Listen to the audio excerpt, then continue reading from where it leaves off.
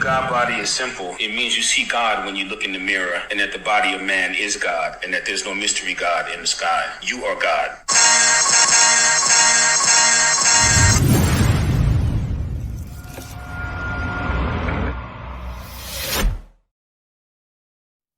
Hey, what's going on, fam? Another episode of the Anabolic Mind, where we talk about health and wellness with all sorts of people from all walks of life. And today I have one of my favorite people, branding expert, all-around fashionista, and with an impossibly difficult last name to pronounce. So I'm going to just intro the first name, and then I'll have Virgilia take over. Ladies and gentlemen, welcome Virgilia V something, but I call her VV.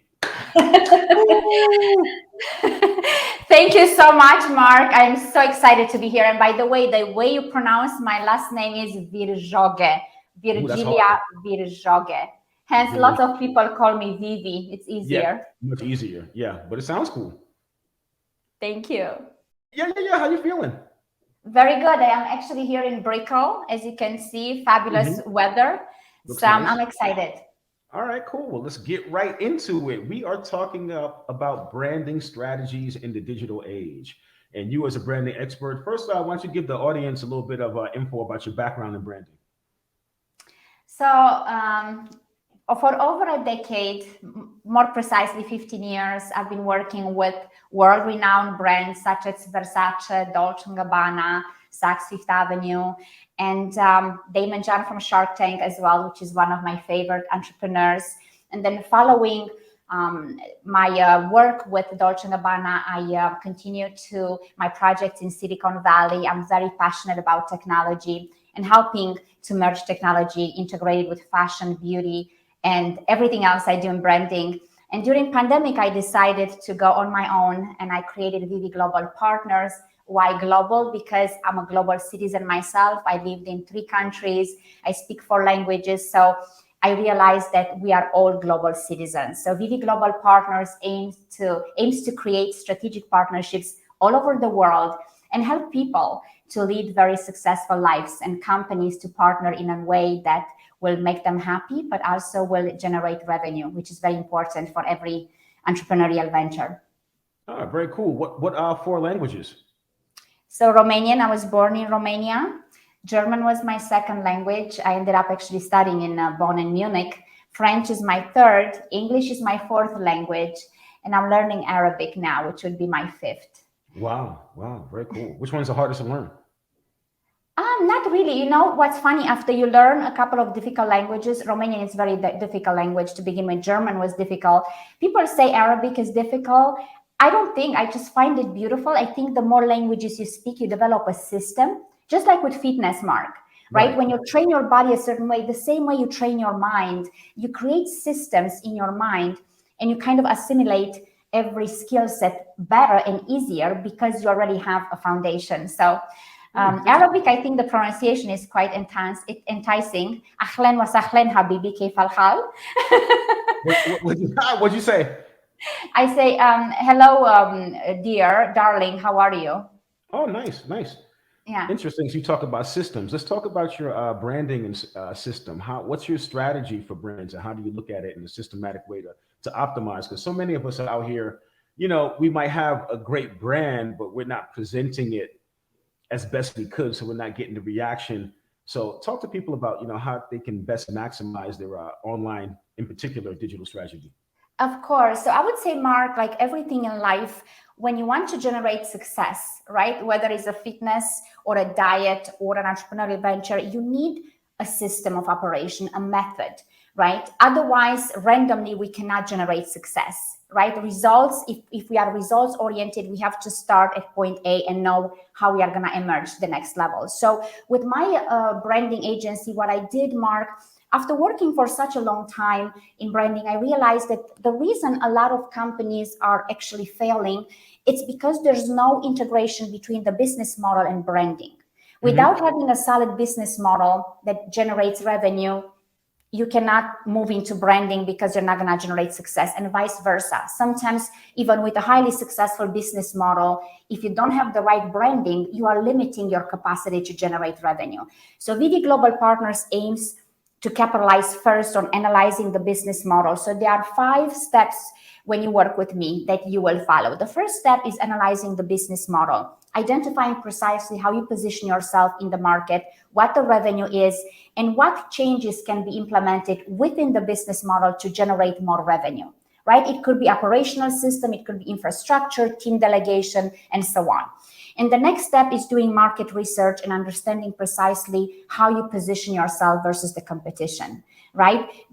Watch what they do and do better. I always say that. Then the next step is branding strategy. And then we analyze precisely based on how we position ourselves as a personal brand and corporate brand or organizational brand versus competitors. How we position ourselves in the market and identifying precisely what our brand trajectory is and what the content strategy is to ensure that we engage the 3 categories that I called audiences, consumers, and communities.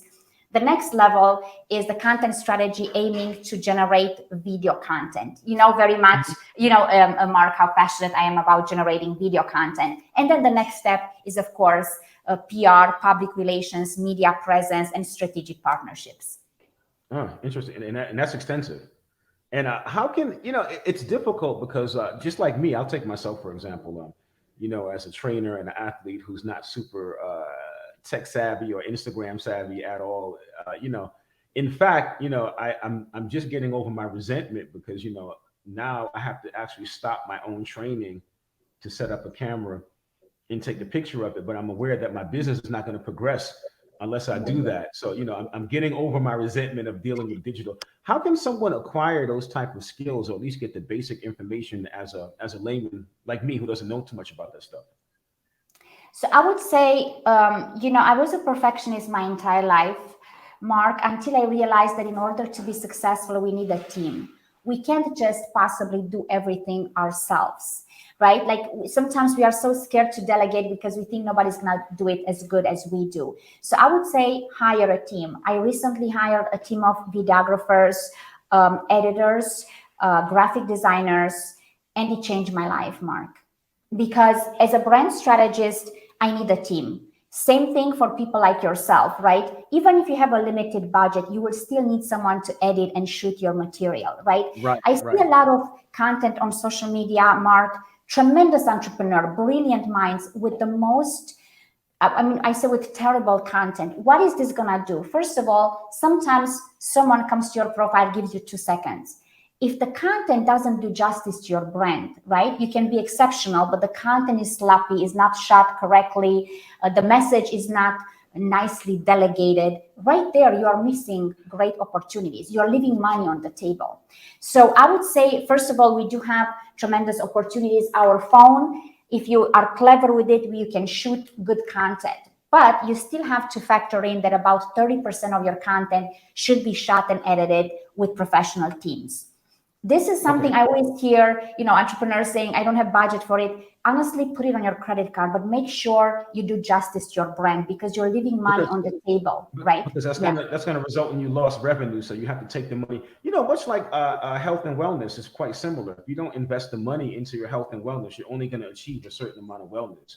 And this is what I tell people. You can only get a certain level for free. So you either have to find a way to come up with the money, like you said, and, invest in your branding. And as I'm saying this to you, I'm saying it to myself at the same time, because this is an area I'm definitely lacking in. So I'm paying big attention. I'm going to play this over like 4 or 5 times and take some notes after we finish. But before we go on, can we get into the outfit? I like what you're wearing. What's that on your neck? It's actually, so I'm wearing one of the chokers that my girlfriend made for me. And this is a Norma Kamali dress, actually. I don't know if you see it. It's I really love Norma Kamali. I'm a huge fan. I used to work for her back in the day. She was the very first fashion designer that gave me a chance to transition from corporate world into fashion. And, fashion is a big part of my branding as well. My red lipstick as well. And so that's all right. What about the shoe game? What's popping with the shoes today? The shoes are actually pink. You put me on the spot. Thank God I put you on the spot. Very, very nice though.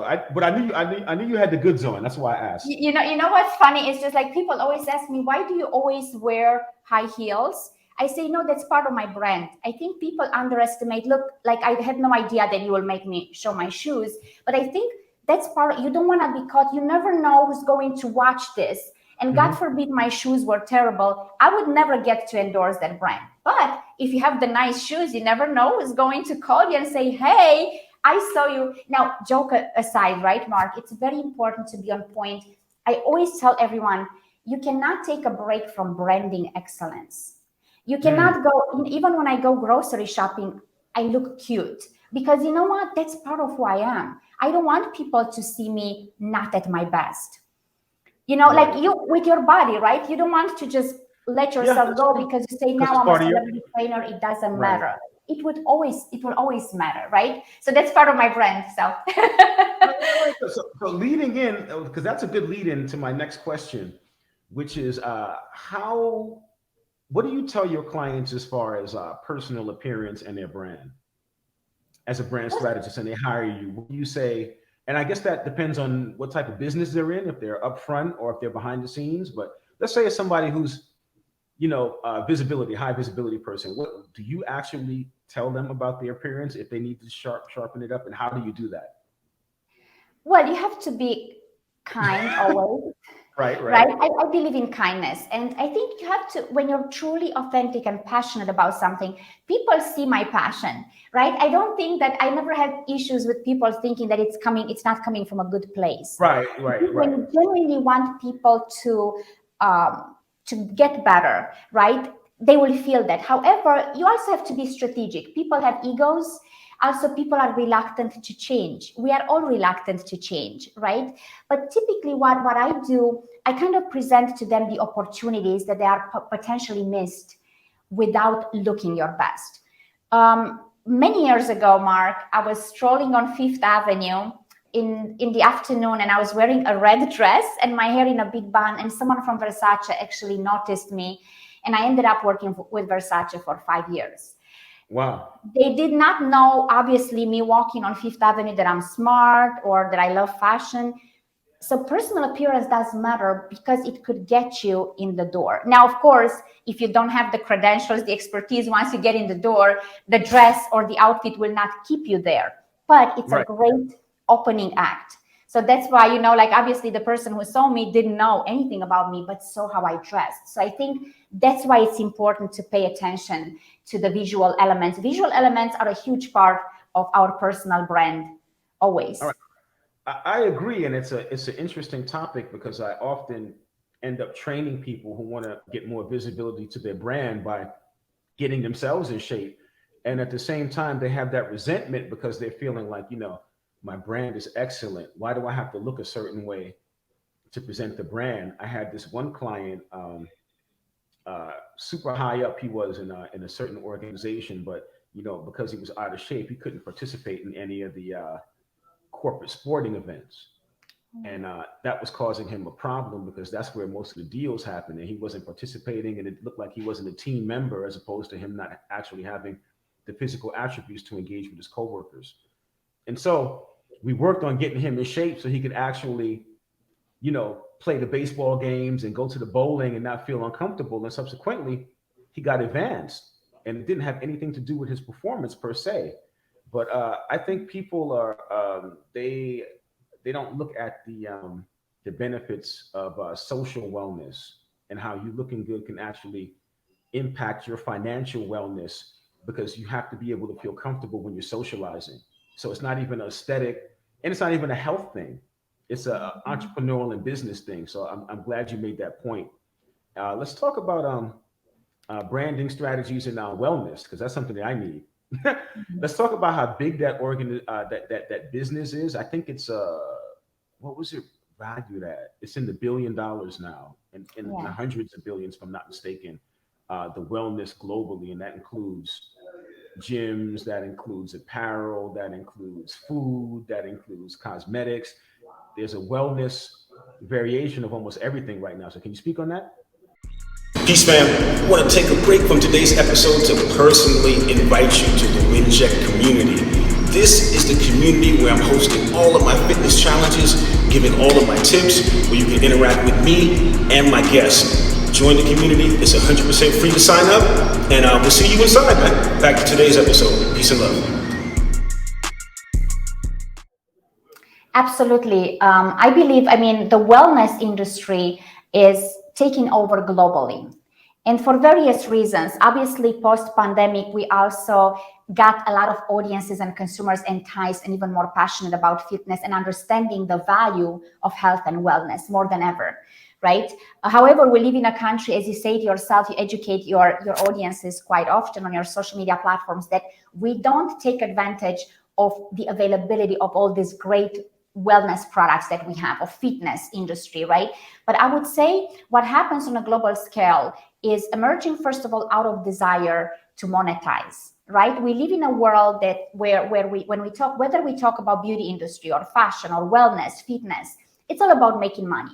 We are in the business of making money, whether we like it or not, right? Yeah, and the element that factors in with wellness, I think there's so much product out there, Mark. What concerns me, because of the power of marketing and branding, we see if there's a lot of strong budgets put behind certain products, even though the product might not be good, because it's so highly advertised, now it's becoming dangerous, right? And again, because we are factoring in and we are prioritizing money, we don't think about people's health, right? So we discuss this often, right, Mark? It's very important to be mindful about what you put in your body. And it's hard when you go on social media to say no to certain products, because you literally get bombarded with certain marketing campaigns and you think, let me try it, right? So I would say what's very important with the wellness industry, really hire great trainers, great doctors to coach you, to advise you. Even if you don't have budget, you cannot compromise on your health. Health comes first, right? If we are not healthy, we cannot operate. So I believe we have to do our diligent research and identify who is the expert and who is the wannabe out there.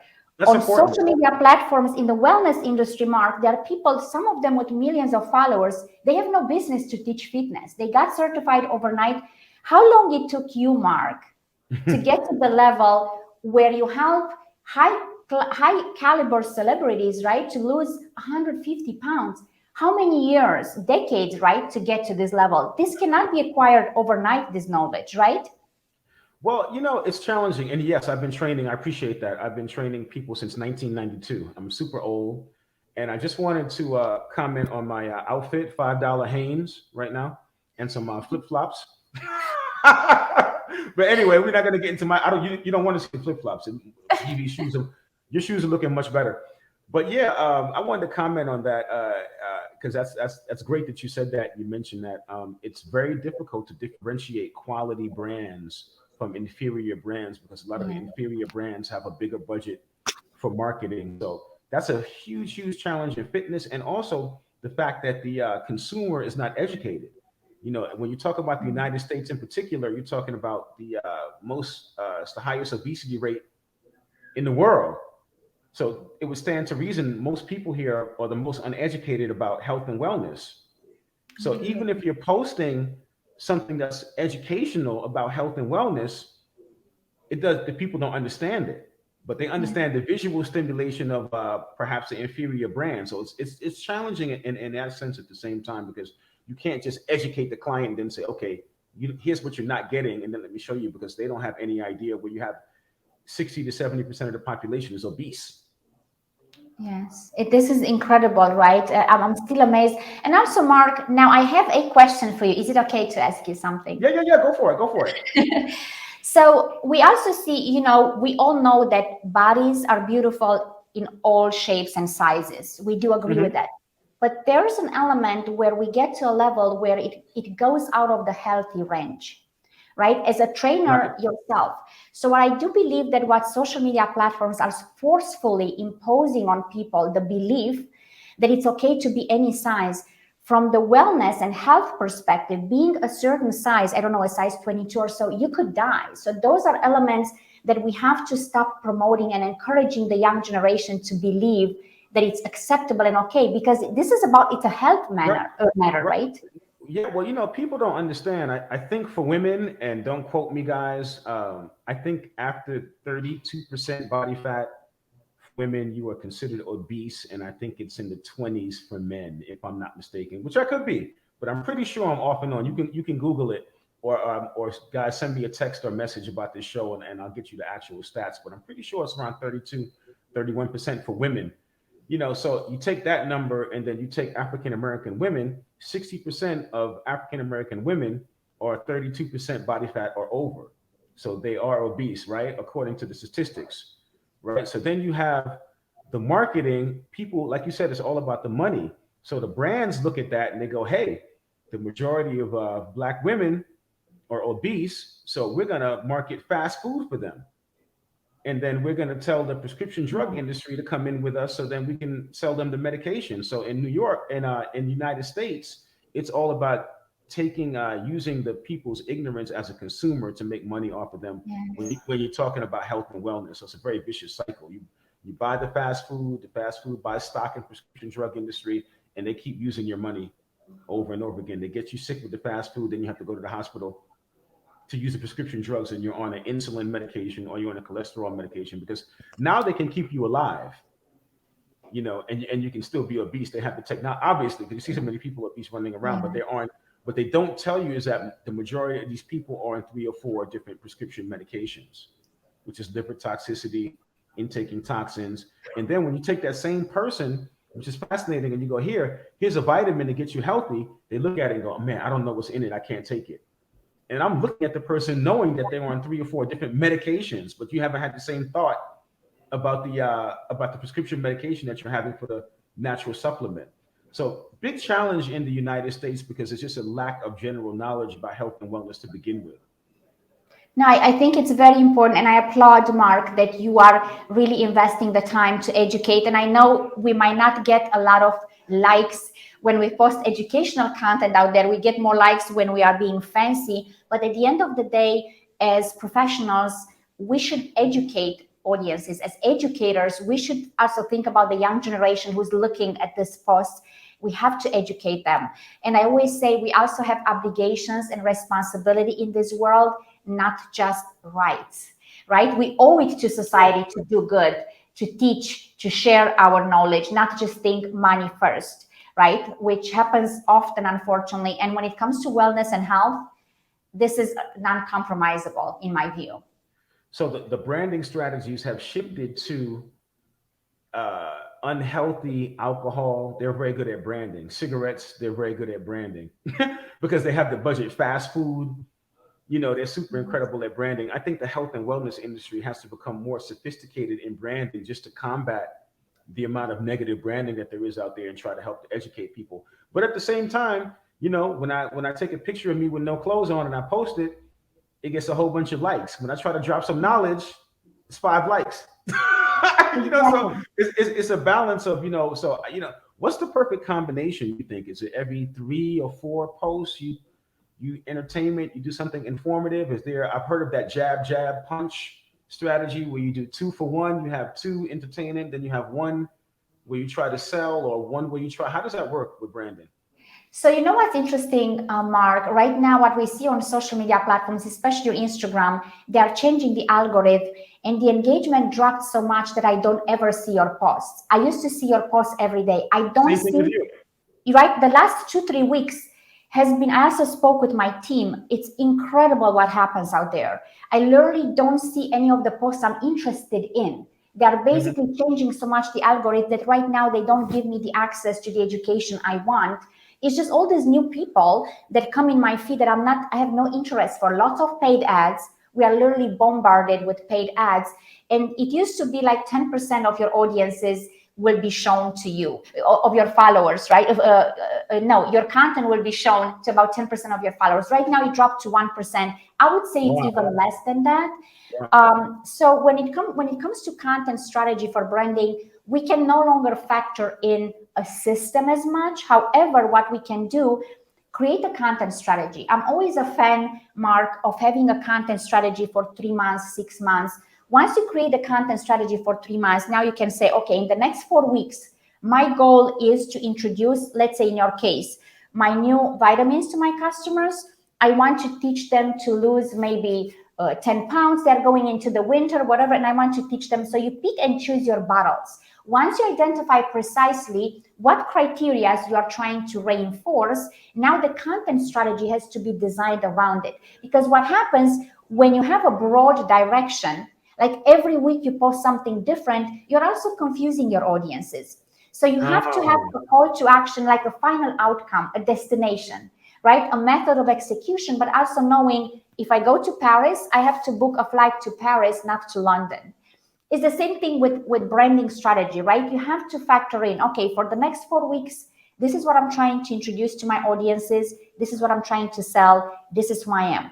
And then you progressively change depending on how you see the engagement happening. I'm a huge fan of video content. Right now, what's performing tremendously well on Instagram, for instance, is Reels. The Reels, they have to be a mix of educational with fun. For instance, I can give an example. For the last 2 weeks, I did a test myself. If I posted a beautiful video, I'm a brand ambassador for Luxy for the dating site. If I posted beautiful video as a reel, I immediately get a few thousand likes. If I post something about branding, which is very beautifully edited by my team, is enticing, the number of likes is definitely maybe 60% lower. So the algorithm encourages, because people are still not looking for education out there as much. There's a small segment, a small percentage of audiences that are looking. So the algorithm prioritizes obviously what audiences want to see.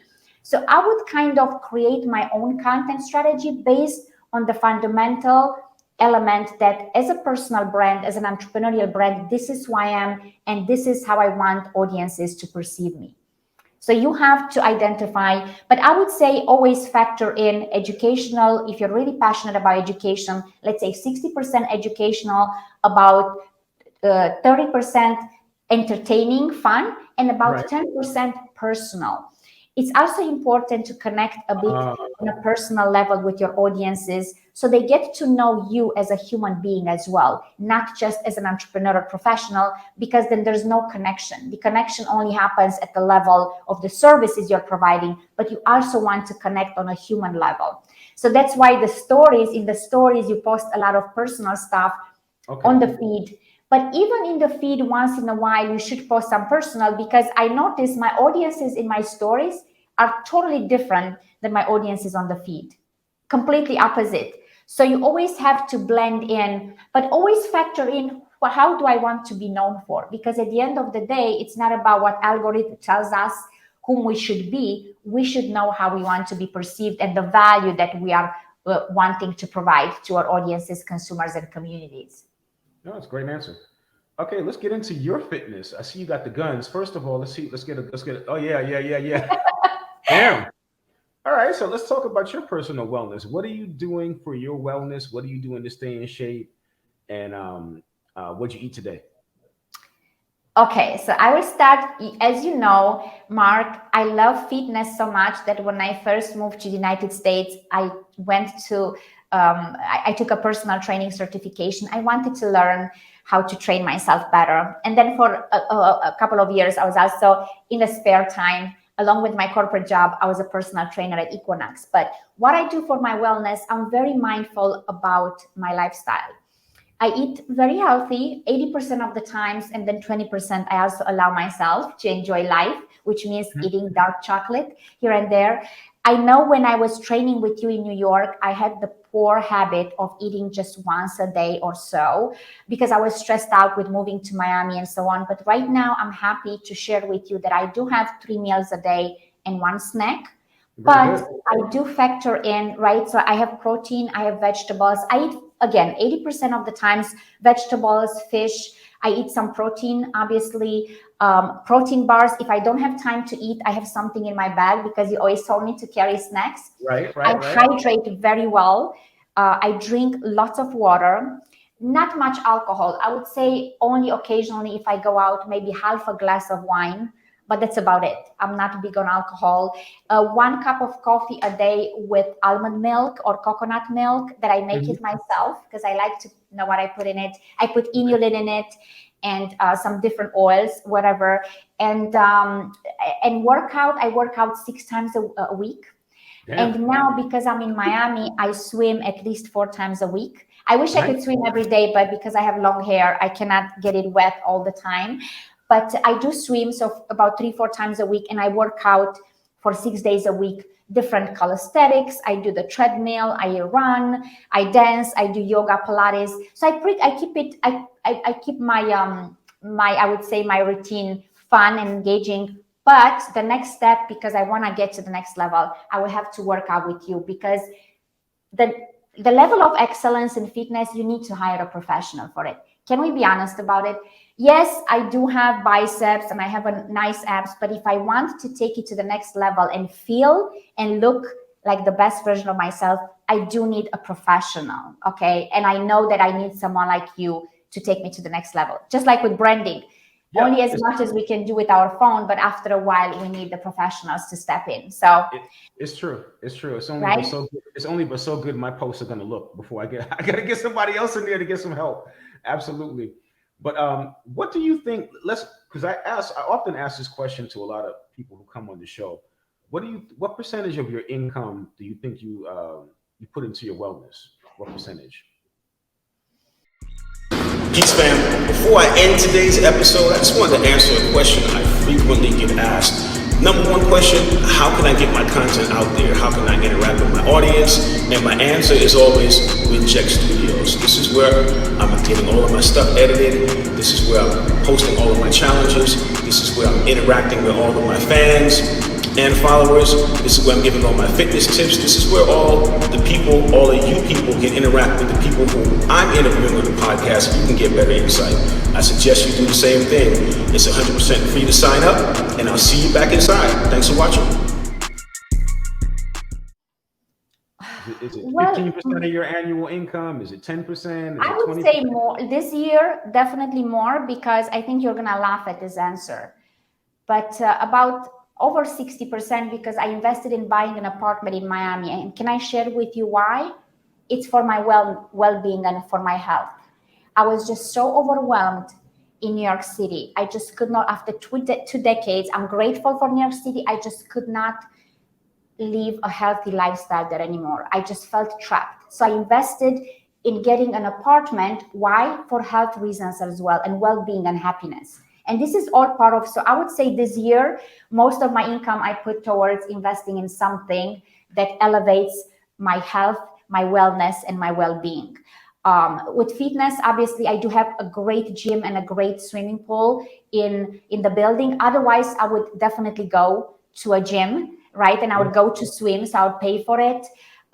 Food, I eat very healthy. So maybe I'm not the perfect person, but I would say a lot of my income goes towards health practices, whether it's sports, outdoors, and also eating healthy and taking care of my well-being, right? Oh, yeah, your mental health is most important. Absolutely. It's very important, right? And also skincare, Mark, right? That's part of, people don't factor in what you put on your skin is of high importance. I do my diligent research. I use Sunday Riley. I use Biossance. I use product that is really as clean as possible. Nothing will be perfect, but what you put inside of your body, on your body, is of tremendous importance. So yeah, that factors in as well towards wellness expenses, right? Yes, ma'am. Agreed. Next question. For our audience, what should they, out of their annual income, be putting into their branding strategies? I would say it's not necessarily percentage-wise, but we are moving at a very fast speed into the direction where Web 3 will replace Web 2. Right now, we are operating on Web 2. There's a lot of talks out there that the internet will become decentralized and the power will be given to people. What does this entail? Think about it in 1993 when internet was launched and people made fun of it. But then in 1997, I remember when David Bowie was giving an interview and he said, what internet is going to bring into our lives is both terrifying and exhilarating. I think it's going to change the world. And indeed, right? But when we think about it, digitalization will give us even more exposure. The attention span of the audience it dropped from like 15 seconds to 8 seconds. Now is between 1 and 3 seconds. That entails that your branding presence has to be so powerful that if someone clicks on something in 1 second, you make an impression. That is not about how much budget you allocate, but you will have to factor in that moving forward with all digital platforms, with even when you're going to an interview right now, we all know that they go to your social media platforms and they check. You have to have content that does justice to your brand. That means the way you dress, the way you speak, every piece of content out there, whether it's a picture, a video, you never know who's going to see it. You have to ensure that is the best representation of yourself. So I would say invest in your brand, put a budget aside, even if it's a small budget with a few $100s.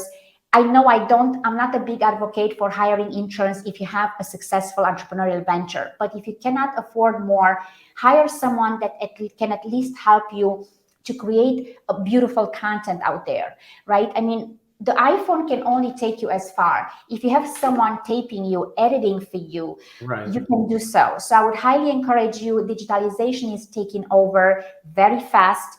And I always say our social media platforms are our digital business card, right? Back in the day, people would give you a piece of paper and they would say, that's my business card. Right now, they ask you, what's your Instagram? Yeah, it's true. That's real. That's for sure. Right?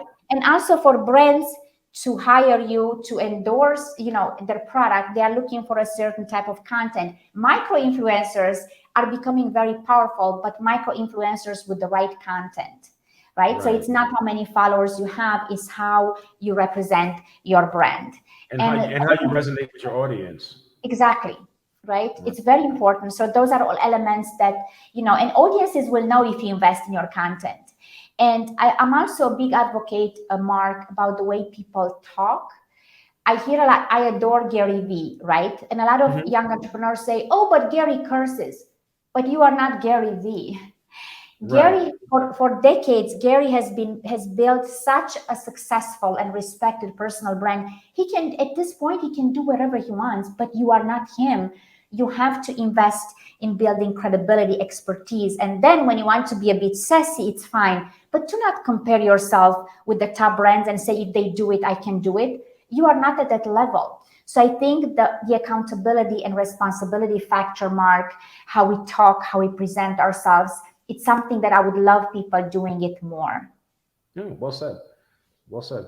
So how can people get at you if they want to get their brand right after watching this podcast? You're going to join the community, right? So then people are going to be able to message you directly.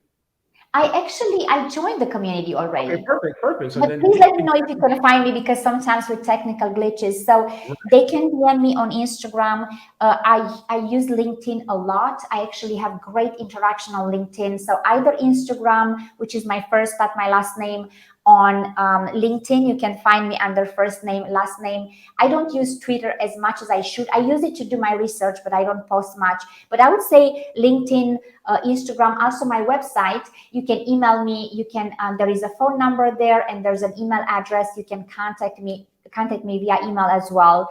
And I have an online course coming soon, Mark, because I really want larger audiences to benefit from what my knowledge and what I have to share. I'm very aware that not everyone can afford thousands of dollars to work with me. But if we put together a few courses, I think audiences, it's about giving back and thinking about everyone. So I'm excited that I will be putting together. So I would say it will be launched beginning of November. And then they'll be able to take that course and then learn how to become the best representation of themselves out there. Well, that's awesome. Thank you for a very insightful, candid interview. I learned a lot. I just want you to close out for the female entrepreneurs out there.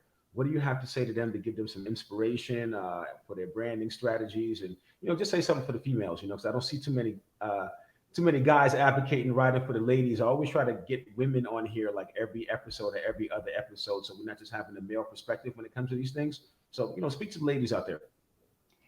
You know what? I wanted to share two things with the ladies out there. Number one, in my career, unfortunately, I got more support from men than from women. I feel like a lot of women entrepreneurs who could have been more supportive of me have been quite mean during my career.